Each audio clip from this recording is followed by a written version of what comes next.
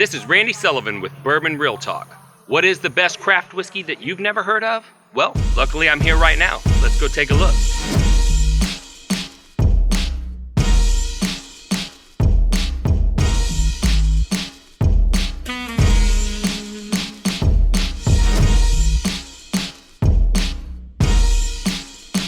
So we're here with Matt from Leiper's Fork, and I just have to tell you, Matt, how I found you. It was kind of a hilarious story.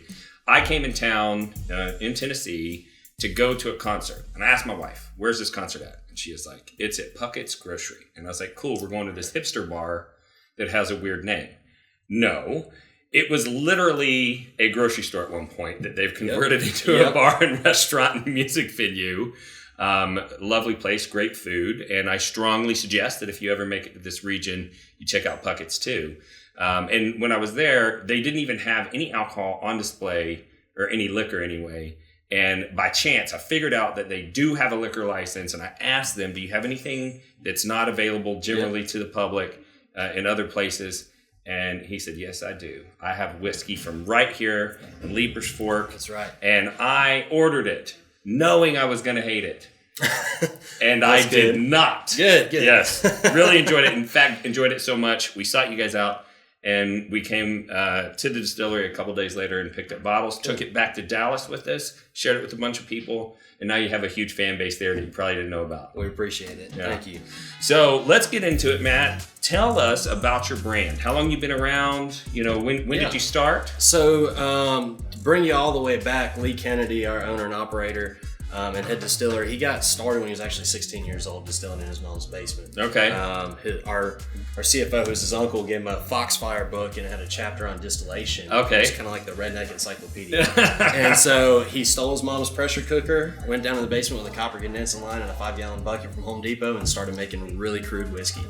He kind of worked his way up to being a barn distiller, became infatuated with it, and finally helped to change some laws in Tennessee in 2009 to open up distillation across the state. And then in 2015, we finally were able to get the distillery cleared in Williamson County here. So we've been around for a little over 5 years.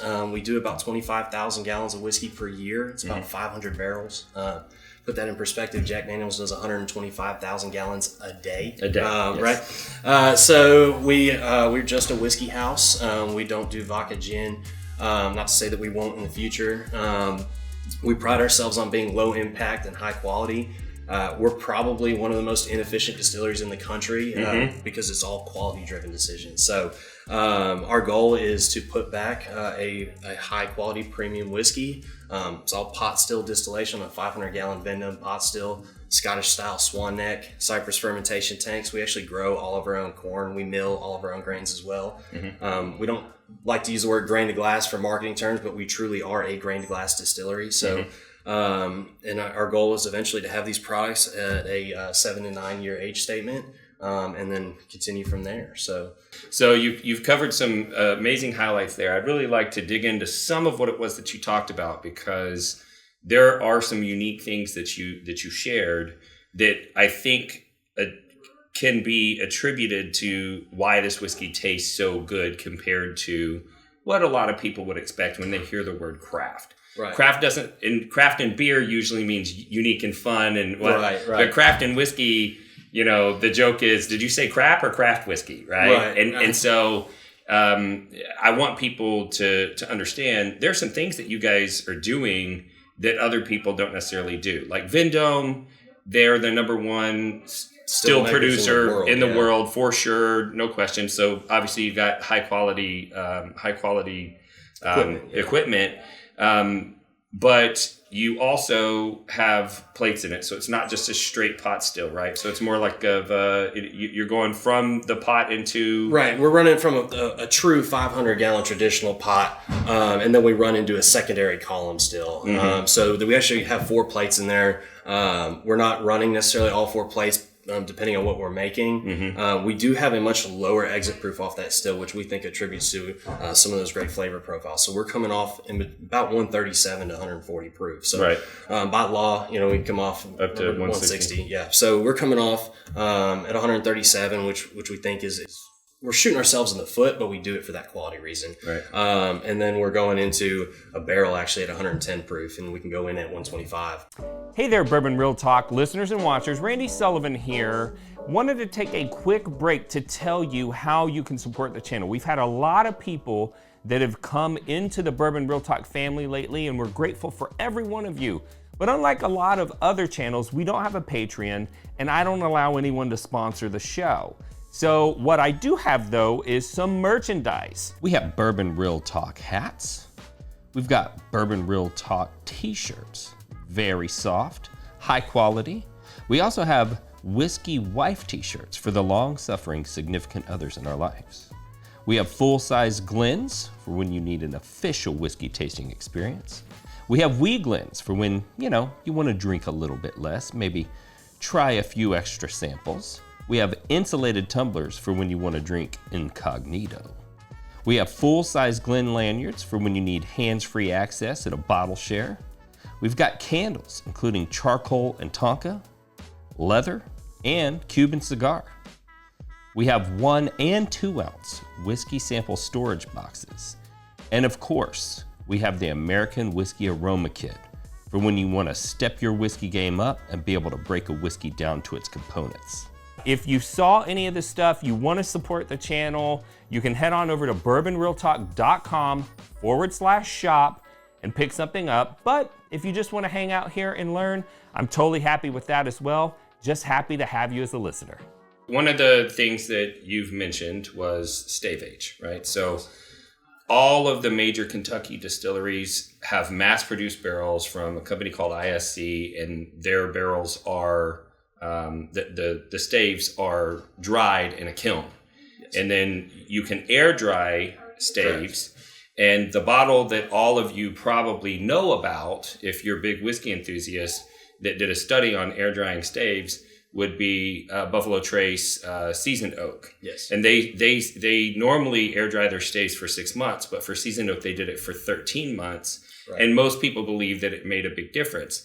The big difference between kiln and air dried is it pulls more of the tannins out of the wood so that bitter flavor doesn't make its way into the whiskey, but it's also a way more expensive way to make your barrels. So when you hear about somebody that's using air dried staves for their barrels and they're toasting. Yes. So a typical barrel from ISC is going to have maybe a 45 second to 55 second exposure to fire to char the inside.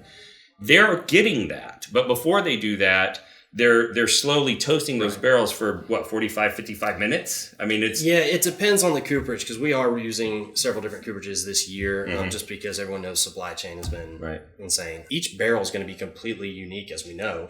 There could be 32 staves in that barrel. That's 32 different trees, each one growing, different uniquely. So we found that by kind of branching out our cooperages, we're hoping that deepens our blending bench. Sure. And we've also been working with Ashley Barnes and Monica Wolf at the Spirits Group for our blending profiling, and they've been doing an amazing job. I mean, we would not have these products in front of us if it wasn't for that. I think that we've kind of hopefully created the perfect formula here. Yeah. You also use the Lincoln County process for your Tennessee whiskey. It's a legal requirement. But it's something that I really like for pot still whiskeys, because pot stills throw off a lot more of the congeners that get filtered out by the column distillation process. Yep. And Jack Daniel's makes a big deal about them using the Lincoln County process, but there's an argument to be made that on really cleaned up distillate that's gone through the column distillation process, you may not even need the Lincoln County process. What I loved about your whiskey was that it wasn't that over-the-top, oily, unctuous, like just kind of punch you in your face. It felt more balanced to me. And I attribute at least part of that to your distillation process, but also your Lincoln County. And then I did want to talk about something that's super interesting. You guys use Cypress fermentation tanks. We do, yes. And that's interesting because you can't harvest cypress trees commercially any longer. Yes. So how did you guys get the wood for this? So we actually commissioned a company called CSA, Confederate Stills of Alabama.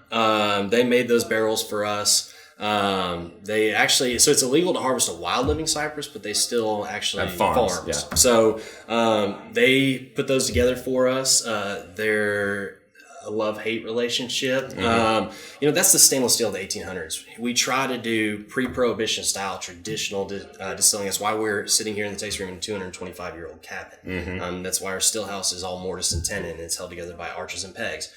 Our goal was to take people back in history when they come onto our property to see true distillation and how it would have been done as the Scotch and Irish came over the Appalachian Mountains, settling this area with their stills on their backs. And so everything we do here has a purpose. And those Cypress fermentation tanks, they look great. They are a little bit more susceptible to kind of getting a bacteria issue in some of your mash. So we have to be very diligent on cleaning. We steam them to 220 degrees to just kind of clean everything out before that mash goes in there. We do a 3 to 5 day fermentation. Most of our fermentation is on a 5 day. But is it sour or sweet mash? We are actually a sweet mash distillery. We don't do any sour mash here. I don't think there's a ton of us in the United States that are doing this, especially Tennessee. Tennessee's kind of synonymous with sour mash, Lincoln County processed whiskey. Sure. So, and that's for 100 years, 1909 to 2009. It was Jack Daniels and George Dickel here. Right. So we finally got those laws changed, and then finally 2016. So we went from 2 to 3 distilleries in the state in 2009, 2008 to well over 40 now. Yeah. So that's why you see a lot younger distilleries here in Tennessee versus Kentucky. We didn't really open that up after Prohibition in 1933. So you guys are true representatives of old school pre-prohibition Tennessee whiskey. Yes. So if that's an experience you're looking for, look no further than Leiper's Fork, because that's what you're getting. And the fact that you guys are sweet mash, right? I mean, sweet mash, basically there's no back set from the previous run put in. So exactly that makes it so that the fermentation process is going to take a little bit longer. But you're going to have a wider range of pHs, and those different pH levels are going to throw off different esters and other congeners that are going to give you the ability to make a more flavorful whiskey, but it costs way more money. And it takes way more time, and there's more of a risk of a bad run, and you're having to waste material. Exactly. So enough about the process. Yes. Let's drink the whiskey. Yeah. So I actually have the glasses poured in the same order as the bottles. Yes. And so we've got on the far left the Tennessee whiskey. Yes. In the middle we've got the bourbon.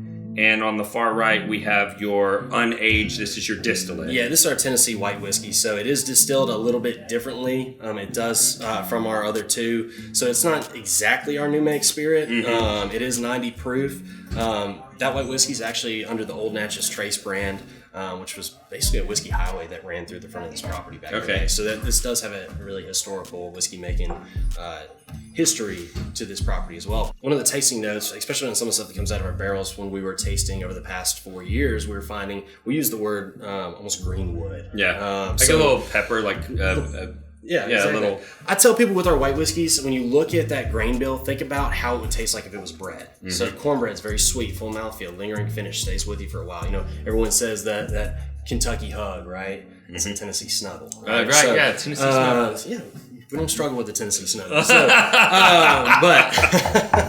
so that's 90 proof. But we wanted to show people during our tastings here at the distillery how whiskey starts and then what it becomes. So that was kind of our goal with that one. It was an educational tool for us for the last 4 years. It makes great cocktails. Well, let's check out that bottled and bond bourbon. Yes, so this is our latest release. It's a 10-barrel blend, actually. We went with the bottle and bond. We kind of painted ourselves in a corner with bottle and bond in a good way. We wanted people to know that the name on the front is actually where it came from. So to be a bottle and bond product, you got to be 4 years old. You got to be 100 proof. Made in a single distilling season, and it's got to be made at a single distillery. Right. So we wanted. There's so many confusion on the shelves when you walk into a liquor store that to us that Bottle and Bond was a purity statement, not for marketing and advertising necessarily. So, but it is a 70% corn, 15% wheat, and 15% malted barley. That toasted malted barley as well. But that wheat component gives a little bit softer characteristic to it. This is y'all's first release of your own distillate. Yes, actually the Tennessee whiskey was, right? We had a straight rye whiskey that we did as well, and then some single barrels in there. But yes, that's our first blend actually. And what impressed me is Bottle and Bond is a very expensive whiskey to make because it's so restrictive. And typically that's something that someone does is kind of like a passion project later on after they're already well established. Right. If you want to learn more about Bottle and Bond, you can check out my episode with Bernie Lubbers. Just look it up on the channel. Bottle and Bond whiskey is the Green Beret of whiskey. Okay, it's the hardest category to qualify for because it has the highest requirements. It's the easiest to get eliminated from because it's so restrictive. So, but you don't just have the Bottle and Bond bourbon, which, by the way, I think is great. Today's the first day I've gotten to try it. Good. I was a little bit afraid because the Bottle and Bond bourbon doesn't go through the Lincoln County process. It is not, no. And I may have been given too much credit for your Lincoln County process as to why I liked your Tennessee whiskey, even though it was pot still. It's not over the top and unctuous. Right. It must be your distilling technique. I'm very impressed. I appreciate you taking the time. I'd like to ask if somebody wanted to get some of this whiskey, where could they find it? Because a lot of people haven't heard of it because you're not everywhere. Right. No, we're not. We're just now conquering our backyard of Nashville. So we are currently only in Middle Tennessee. We do have large plans. For the last 4 years, it was a hurry up and wait situation. It was get whiskey on wood. Now we're seeing that whiskey coming off wood. So we're now focusing outside of the distillery more. You can find us on sealbox.com. Hopefully we'll be picking up that bourbon soon. We'll get that on there. If you want to call the distillery, we do have a list of local places you can get it. We do plan on reaching Texas very soon. That would be great. We went east and west Tennessee potentially, and then into Louisville soon. So we're now at this point where we're seeing the growth outside with distribution is going to be awesome. All right, I want you to make me a deal. When y'all come to Dallas, I get to launch the first single barrel. I'll make that deal. Yeah. We'll bring it to you. Yeah, that's I like for sure. it. So, I like it. All right. Well, I really appreciate you taking the time. I would encourage everybody that if you are traveling through Nashville, you should swing through Leiper's Fork. Not only is the drive beautiful, not only is Puckett's food great, but you're going to have a great experience here. The grounds are beautiful and the whiskey is great. And that's what we're looking for out there in the whiskey world, are these unique opportunities, because we can't all drink Pappy Van Winkle every day. So if this is your first time watching the channel, I just want to thank you. And I'd like to tell you a little bit about our channel philosophy. Our philosophy is about bringing people together. Whiskey has an amazing ability to do that. And that's something that's important to me because, unfortunately, I did lose my brother to suicide in 2014. And it made me realize that there are people all around you and I that are feeling alone and disconnected. And I saw that whiskey had the ability to pull people together, even people from different walks of life or different ideological views. And it's very hard to feel alone when you're really deeply involved in a community like the whiskey community. And since I was looking to help people feel connected, this podcast and whiskey was a great way to do it. I do want everybody to feel loved and know that they're loved. And that's why I end every podcast the same way. And that's this. If you woke up this morning and you were unsure whether or not anyone loved you, just know that I love you. And I'll see you next time on Bourbon Real Talk. Cheers. Cheers.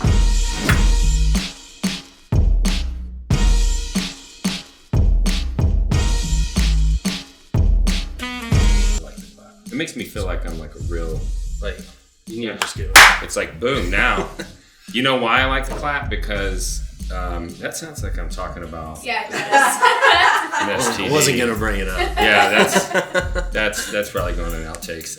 The reason why I like that is because when I first started doing this, and my equipment, the audio recorded at a different speed than the video, and I had to line it back up. And every time I forgot to do the clap, it was a nightmare. Pain in the butt. Yeah. So now, Just like the clap. yeah, it's like, it's just like the clap. Yeah. Yeah, it's a nightmare. Yeah, it's very itchy. Anyways, all right.